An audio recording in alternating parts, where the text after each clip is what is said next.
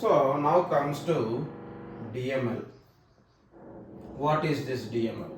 Data manipulation language, guys. Data manipulation is nothing but it won't affect any particular object or object specification. It will works only on the particular data.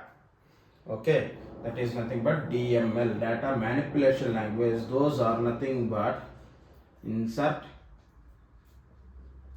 update,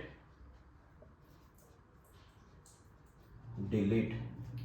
Okay, these three are the main commands to manipulate the data. What is this manipulation? This guy is saying every time it is manipulation. Manipulation is nothing but we need to insert the data, right? We need to remove the data, and if you inserted wrongly, we need to update that particular field or particular value, right?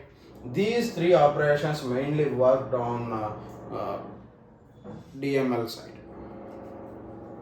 Okay, inserting, updating, and deleting.